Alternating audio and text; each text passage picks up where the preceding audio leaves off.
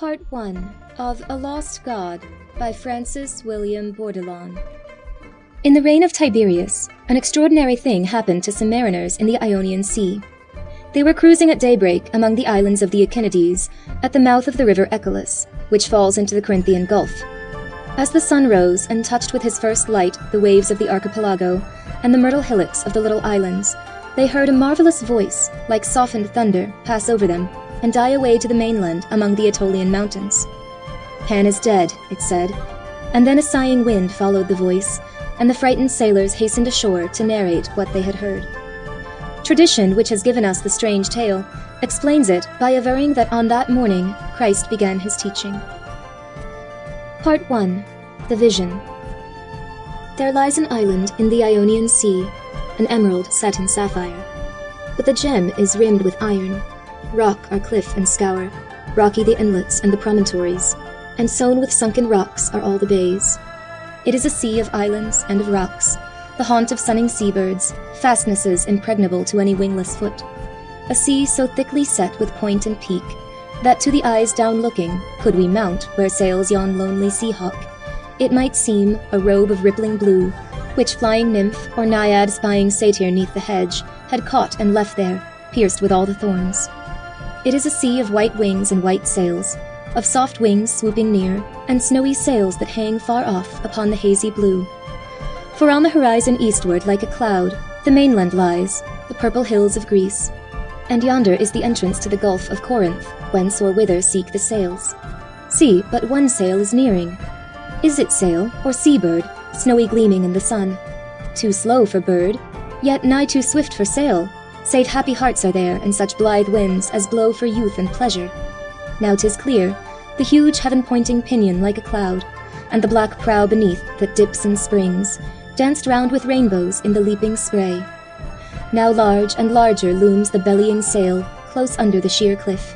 Then suddenly shifted to round the headland shows the bark, careening as she feels the helmsman's hand, gay fluttering garments, faces young and fair. Then like a scenic curtain, right before the flowery fringes of the cliff-top rise, and vanishes the vision. Sea and sky are lonely, and the light wind in the grass sighs to be back in that soft-bosomed sail, or fanning that fair company. But hush! What are those footsteps? Who are that bright pair who mount the daisied ramparts of this dell?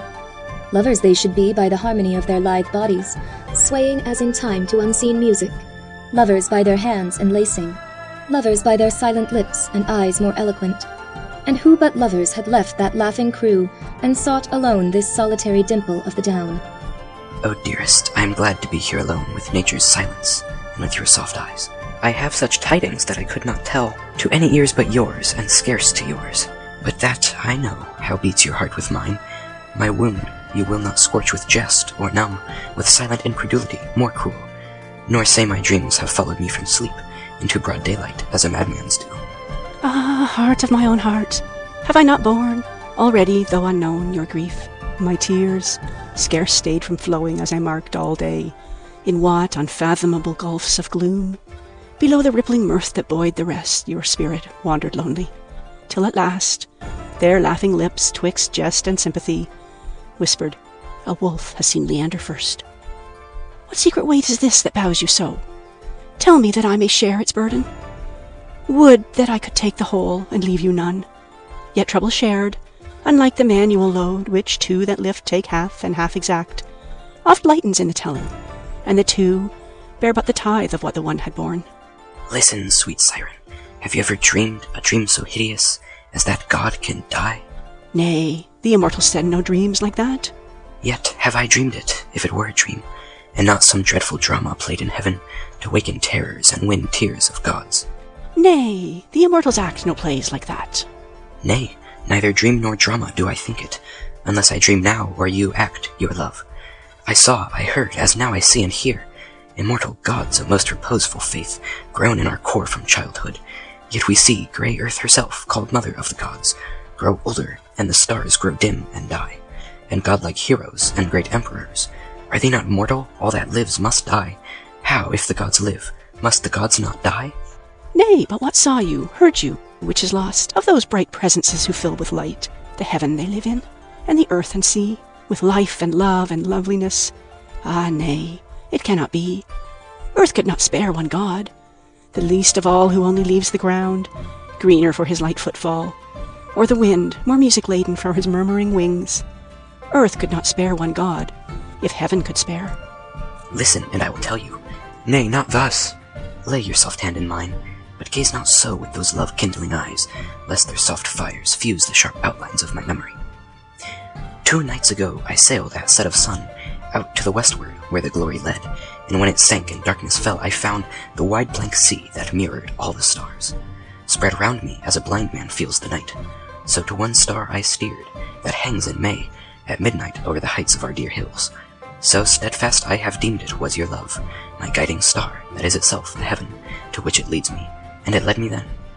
But dreaming lay the winds that drowsy night, the sails flapped idly, and the very stars moved overhead scarce slower than I sailed.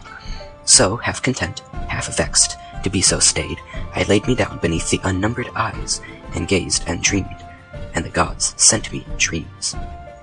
Dreams not of sleep, but of waking. Temples rose out of the darkness, brightening as the bow upon the rain cloud. Unlaborious fanes, unbuilded fabrics such as architects in vision see and imitate in vain. With earth stuff, ponderous marble, garish paint, each lucent temple held a god within, that made its light and glory as the flame, gleams glorious through the glasses of the lamp. The endless genealogies of heaven were there, the eldest born of gods whose years are countless and eternal as the stars. Zeus, regent now, seemed youngest in the ranks, next Grandshire Saturn, and behind, unnamed, forgot of men or never known of men, long dynasties of hoar divinities, crowned and discrowned by ancient wars in heaven. Or ever men were made or knew the gods, and behind all a glory that the eyes could not behold, that swallowed all the rest, the gods, the temples, the familiar stars, which still shone faintly through the veil of light. But one amid the gods I found not, one that most I sought amid the temple's mist, the human god who loves the world of men, and still to human eyes reveals himself, though rarely, as in happier ages past, our poets tell us all the gods were wont, who now regard not men. Him as I sought, wondering with waxing trouble, suddenly there was a stir as when a wind begins in a still woodland. From the temples all arose a wailing, and the white-robed gods came forth innumerable in multitude. Right in the midst was borne a white-dressed bier, and all behind and all in front the gods moved in procession, and no music's note was needed for their very moving made, and their melodious tread a funeral march, fuller than trumpets. To the pyre they came, built high from heaven to heaven above the stars, for every god had laid a bow thereon, cypress or cedar or rich eastern woods, Syrian lingalow, sandalwood for end. Deep in the dust of spices on the top was laid the bier, and the flames leapt to it, and as they licked the mantle from the dead, the face I saw, and knew the face of Pan. Mute, motionless, I lay in awe and love, and sorrow for the god whom I had held, earth's one link left with heaven, and in my soul despair rose sudden despot to usurp the sovereignty of reason. When I looked, the pyre was all consumed, and from its heart the sacred ashes gathered, and again the slow procession moved. Again arose the noise of mourning. All the vast array took up one dirge, as though the rolling waves all round the world took voice articulate, and sang in softened thunder, Pan is dead. They chanted this one burden, Pan is dead. But the miraculous virtue in the voice of gods made these self-words so eloquent that like a lovely picture in the mind rose memories of woodland, hill, and stream, once brightened by his presence, now forlorn, visions of ferny clefts untenanted, and weeping water nymphs by broken urns. Slowly the pageant passed like morning clouds, moving to eastward. Fainter grew the voice, like distant murmuring thunder, and I looked, and found the day was risen upon the sea. The fresh breeze quickened from the south, the sail filled, and with all the Nereids at her prow, my vessel flew with rippling laughter home. But not the laugh of those invisible bands, nor the wind's freshness, nor the dancing spray, nor all the brightness of the springing morn could lift the cloud of sorrow from my heart. As in a dream I landed, heard the cries of sailors and of fishers on the quay, new come to haven from their nightly toil. As in a dream I passed them, bearing still that vision in my soul, so that the crowds, the busy streets, the solemn temples seemed no worthier notice than the nests of ants upon a hillside whose fair height is snow. Even to this hour I walk as in a dream, earth, sea, and sky wear unfamiliar looks. I move like a child actor at a mask. He understands not, purposeless my path, as theirs who in mid-journey meet the news, he whom ye seek is dead. Oh, I have heard, amazed, seeing that vision through your eyes, and hearing through your ears the awful voice. Yet, oh, Leander, think you that the gods, were this no acting but reality, would thus reveal to man that they could die? So dark a secret should be deeply sealed, and all the clouds that wander through wide heaven close thickly round to cloak from mortal eyes rites so significant to mortal kind. Aye, were it one of the great gods who died, but Pan was ever human, ever dwelt among us, with us, of us, God with man, as man with man, to death expectant eyes, revealing in the rainbow and the flower, that mortal tenements might entertain immortal tenants, love and loveliness. How think you then? Did Pan love men so well, that he put off his immortality to dwell among them? What dread power is that, inexorable, dealing thus the lots of mortal and immortal? Is there God, above the gods? Could he not break his laws, being his own and spare one kind God, albeit transgressing? Nay, we know him not. If there be God above the gods we know, it well might be, else wherefore was the earth, and for whose sake created? Not for men, who vex it for its vulgar gold, and call mountain and moor, where nature shows herself most lovely, wasted wilderness. And yet, if earth be the gods' pleasance, if for them sleep on the hills the sunlight, on the woods like an azure veil the evening air, why leave they their fair garden to be fouled by men whose life and death they hold as naught? It well might be there is some higher God, above the gods we know. Have you not felt a presence in the woods on April eves, a sudden sanctity in the earth, and thence an upward panting of the soul, a gasp of the most inward self to some unknown, unutterable joy, to which the life uplifts itself, searching the empty air, like the lean caterpillar? Long, I thought, such ecstasies the effluence of Pan, and sought him breathless down the branching glades. He was not there. Surely had he been there, to eyes so faithful and so fond as mine. Some glimpse had been vouchsafed. At last I came to think some higher than he must visit us, invisible the earth, and in my heart the long-grown hunger for the sight of God grew more insistent, not indeed the thought to view that blessed one, whom so to feel transcended vision, but my boyhood's hope, grown to a manhood's purpose to see Pan. Ah, happy who have seen him whom the world calls madman. These alone are poets, not the apt mellifluous metrist, nor the deft industrious rhymer. Needs the fire of heaven, the earthquake, the long, lonely hour with God, before our flower-edged lyric rivulets flood o'er with the impetuous dithyramb. Ah, sorrow, sorrow, how doth harlot fate, granting our prayers, fulfill not our desire? Pan I have seen, a darker secret learned, than seers who have wandered to the netherworld, and lo, where I had looked for light, 'tis night, and wherefore hope, despair. What? Hath not love light of his own, and hath not poesy rich consolation? Were it no high aim to win men's sensual souls by charmed song? To love the Empyrean, the august, the golden, have you forgot your song of love? The maiden sing it, and the adulterer falters in his dark purpose as he hears. Oh, sing such songs again. Lure me not thus, thou sweeter voiced than siren, lest I make shipwreck upon some shallow vanity. My song and service may no more be love's. He is no poet who in woodland paths, where first he learned sweet utterance, lingers ever, repeating ever his one woodland note. Forward the path leads, let him follow, up the steepest, down the deepest, till the end.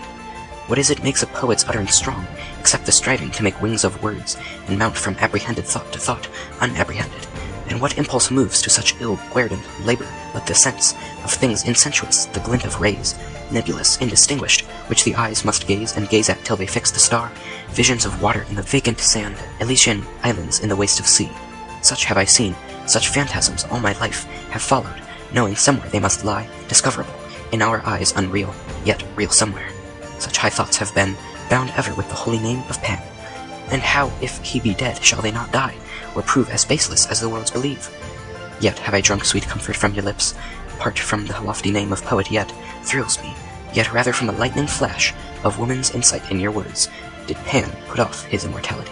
Even so, surely immortals never were so kind to mortals, never heart could sympathize so well with human hearts that did not share the shadow of their death on daily life. This was his crime, that with Prometheus once, that he loved men, and this his punishment, to die like men. Then wherefore should the gods lament him who had fallen from God's estate? O death will reconcile the deadliest foes, if but they once have loved, and God to God is haply closer tie than man to man, and pity for a god may move the hearts of gods, though they be pitiless to men. Sweet prophetess, thou hast declared my dream, not all the gods must die, but only he who chose companionship with toiling man, rather than heaven's serene and human bliss. And here is comfort, that the God I served was worthiest of service. Even in death he sent this vision, that his worshipper should not prolong vain service to the dead. Alas, what other service left to seek? Love's, for love dies not. Is not love enough? For the heart enough, but not for the whole man. Do you not love me then, with all you are? Aye, Love, with heart and soul, and with my whole self.